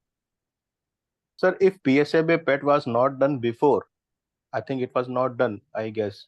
Yeah, it was not done. And we also don't know the Gleason score and this HPR, because it was 3 plus 4. What is this? It is again 3 plus 4. Yeah. And if all the margins are positive. Yes, seminal vesicle is also involved and 9 lymph nodes. Okay. So immediately post-operative period, I think it is not recommended. We should wait for another 6 to 8 weeks and then do a serum PSA, and even ADT can be started immediately after the biopsy report, and we can do serum PSA and PSMA after 6 to 8 weeks, because there will be inflammation in the operative area that will give a false positive result for the PSMA PET. Fine. So have you understood, Ashwini, and all those who are attending? Yes, sir. That you will wait for 4 to 6 or maybe 2 to 3 months, and you can start ADT, right? Yeah, because ADT will deal with the micrometastasis if it is there. So Ashwini, what you would like to give?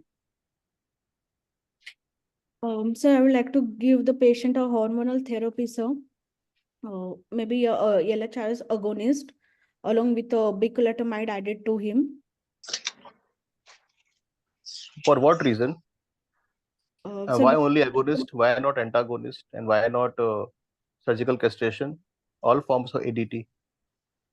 Sir, he has a nodal positivity, sir, with no metastasis. So after 2 to 3 weeks, I will get a PSA report, and based on that, sir, I can. This is not answer of my question. My question was, which ADT? Why only you want to do agonist? Why not antagonist? Why not surgical castration? Why do you only want to give agonist as an ADT? Sir, I can either give a agonist or antagonist, sir, but the patient is not in the metastasis and not in the castrate resistant phase, so I won't go for a orchidectomy or a antagonist at this stage, sir. And also he has IHD history, so I won't go for a antagonist because of the cardiovascular effect of the ADT. All the more reason. To give agonist. Agonist should be avoided in cardiac problem, na? So I think it's antagonist. So I'm not sure, sir, whether it's agonist or antagonist.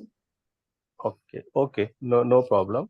So the explanation of this thing, whenever we need a permanent castration means permanent ADT, lifelong ADT, just like a metastatic disease, then only you can offer surgical castration, or the patient is not able to afford any a type of agonist or antagonist, then you can offer surgical castration in the patient who need temporary hormone therapy. Clear? Otherwise, agonist, antagonist, and surgical castration they don't have any difference in their efficacy after 6 months, and they almost have similar side effects. Okay, antagonist and surgical castration has the same side effect within 24 hours, and agonists take 3 to 6 months to achieve the castration level testosterone and the serum PSA after the 6 months. Yes. And the agonist has a specific contraindication of causing dyslipidemia and the this thing you can say worsening of cardiac profile, okay, in pre-existing disease. So it should be avoided. In those patients, it is safer to give antagonist or the surgical castration as per the indication. Is it clear now? Yes, sir. Yeah. So in this patient, you can give either antagonist or either the agonist based on the patient profile. Surgical castration, definitely answer is no. But if patient is not able to afford either antagonist or agonist, then with proper explanation, if this is the permanent castration, it cannot be reversed, then you can go ahead with the surgical castration. Is it clear? Yes. Okay. Fine. So have you understood now? Yes, sir. Okay. And please read, I think, as far as my knowledge goes, if the patient has got cardiac problem, then antagonist is better. And if patient doesn't have cardiac problem, then agonist can be given. Still, you can read, confirm, and please put it on a book. Okay. So can we go ahead with the one short case?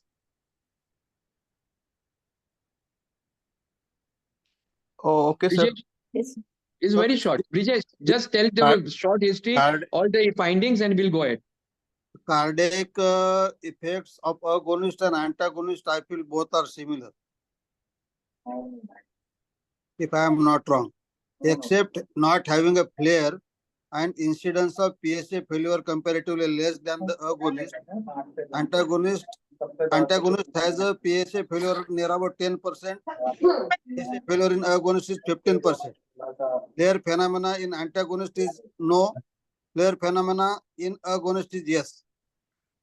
Except the castration level, 3 to 4 week agonist approximately 1 month, and there in antagonist that is 72 hours to 96 hours. So that is the difference. And as far as CVS effect is concerned, theoretically it is similar. Sir, it is for those patients who are not having any disease, but who are having existing disease already. And those patient agonist has little bit more rate of cardiac event compared to the antagonist.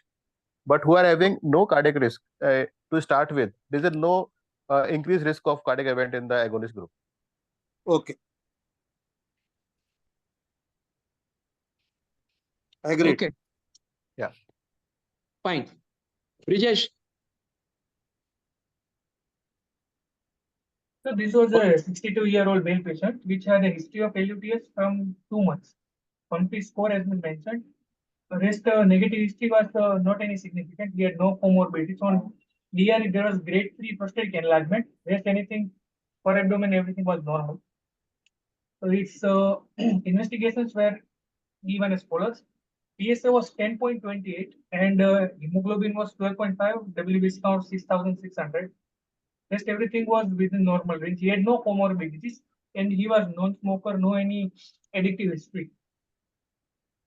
So his sonography had shown prostate was 110 grams, pre-void volume was 460 ml and post-void was around 350 ml. Rest urinary bladder and bilateral kidneys were normal. Go ahead. Just show them all the investigations. Just say the finding of MRI. Yeah.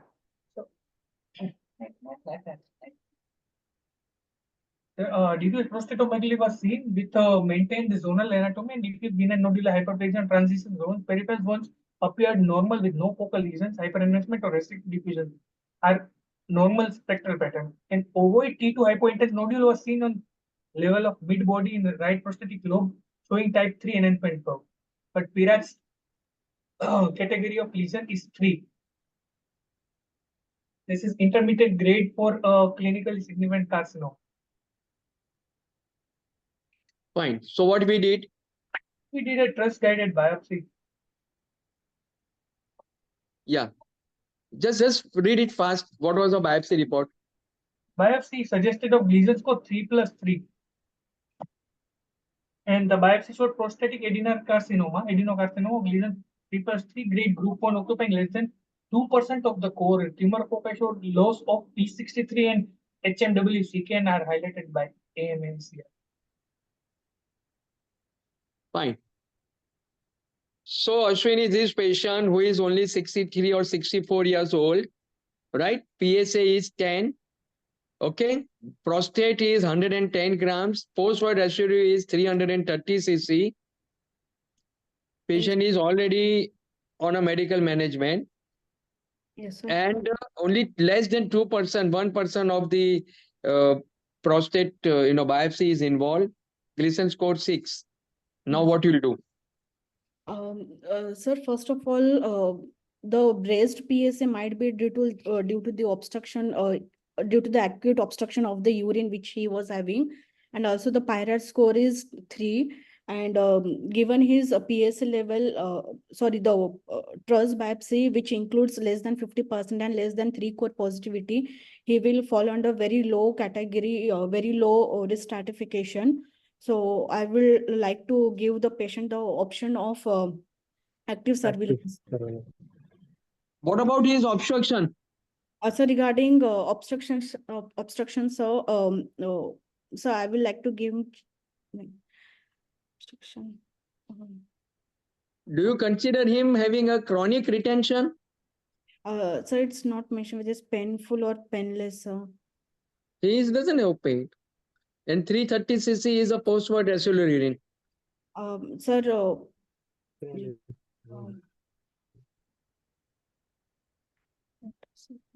So Swapnil? considering his Tell us.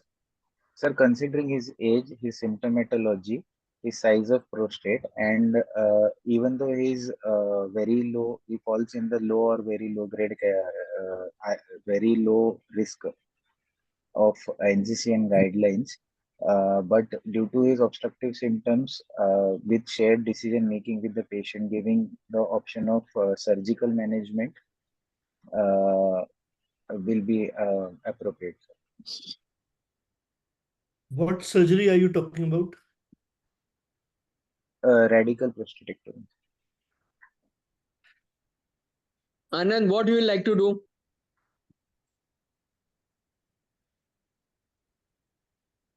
Sir, I would like to repeat the PSA, sir. Single No, reading it's a of proved case. PSA No? might be. Anand, it is a proved case.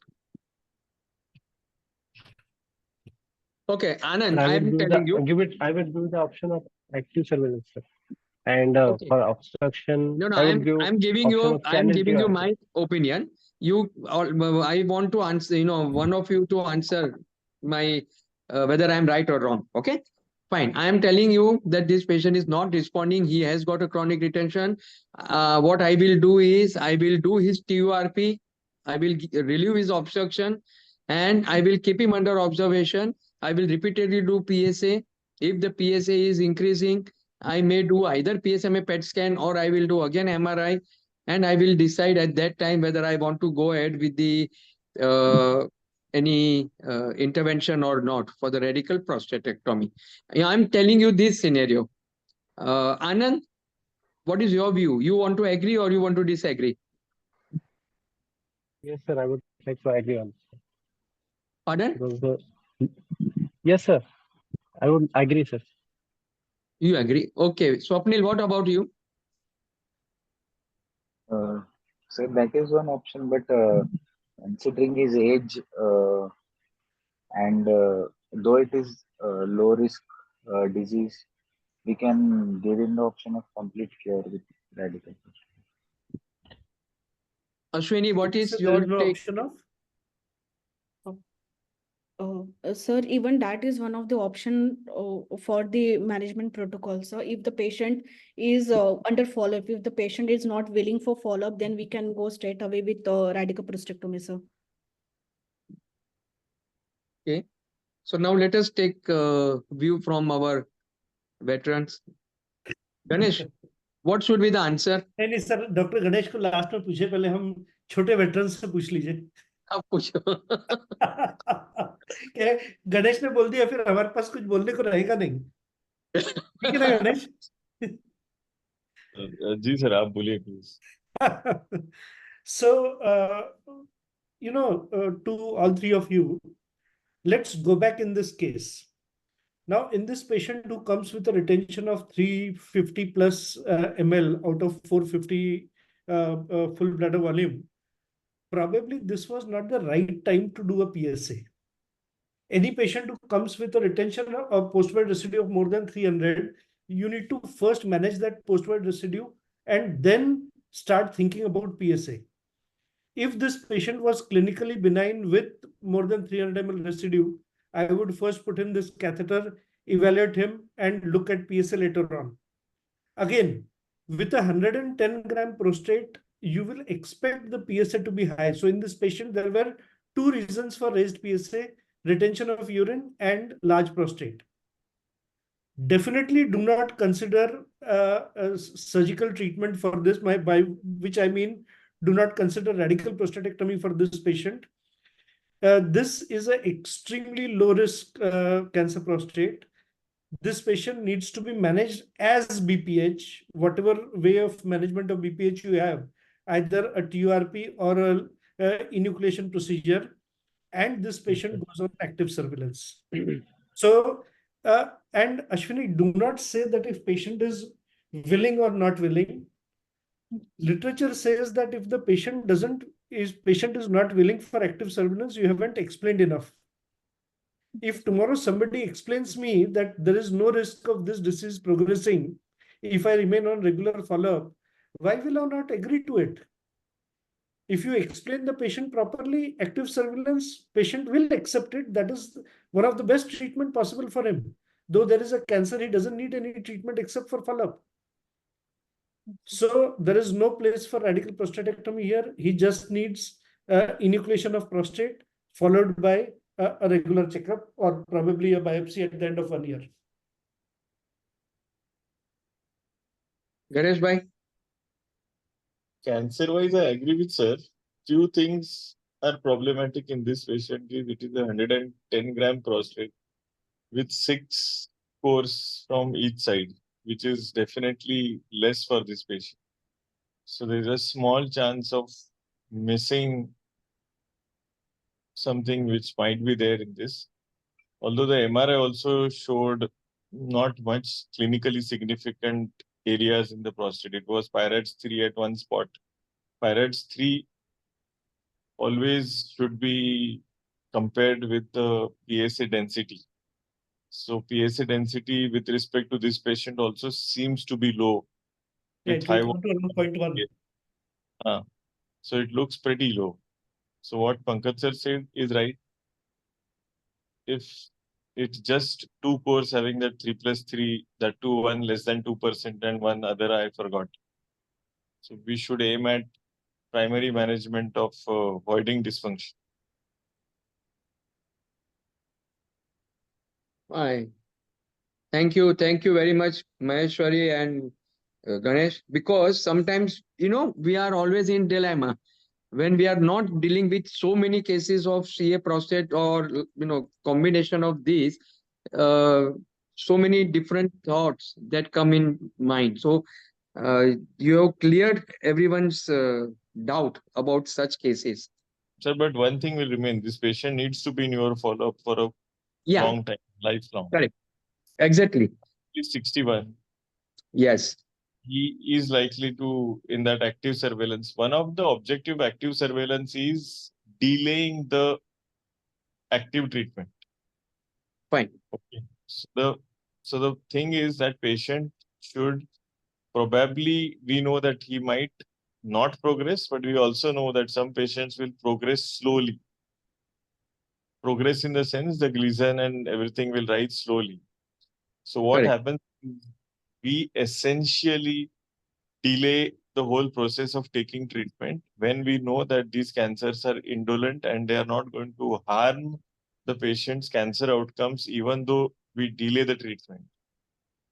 So essentially, patient would live his normal life, would have a sexual life, which otherwise, and not have a side effect of surgery or radiation. And that is the advantage of active surveillance. Over the years, a lot of protocols of active surveillance, initially which had come from Canada, had annual biopsy. They have mostly changed now. So a lot of reliance has come on the multiparametric MRI and comparison of MRI to MRI, baseline MRI, with Okay. leading to doing of the biopsy currently. Good. Thank you. Thanks for all this information. Only last question. Suppose I'm just asking you, instead of less than 1%, suppose if there was a little more, one or more core was affected in such a scenario, if someone says that I will do TURP and instead of follow-up, I mean like along with follow-up, LHRH agonist, if someone offers, is it okay or only active surveillance? Sir, LHRH agonist is anyways not going to kill disease, so it is not advised at all. Now, regarding doing TURP, I would not probably do a TURP, which is like, many people leave only the capsule around this particular patient. I mean, you can do something which is more than a channel TURP, but leave a decent amount of peripheral probably tissue, because TURP is anyways not going to treat him for cancer. Right. And this prostate, whatever is there benign, is later on going to grow. Okay. So if the cancer recurs with active, or cancer increases with patient remaining in active surveillance, we can always treat him later. Fine. And the last question is that examiner can ask them is, if you do TURP in such patient, what are the chances of sudden increase in the malignancy?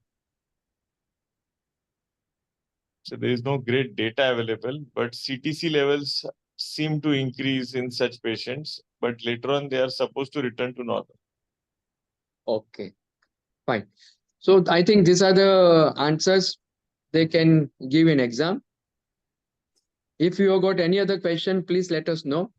You can put it on either in our group, and still we have to complete our CA prostate, metastasis and other things. So that time you can ask.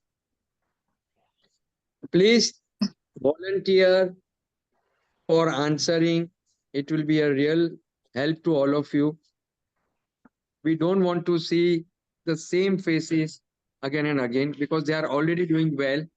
So we request other, students also to come forward and answer. Okay. Okay. Thank you, sir. Okay. Thank you and good night. Okay. Good night. Good night, sir. Good night, sir.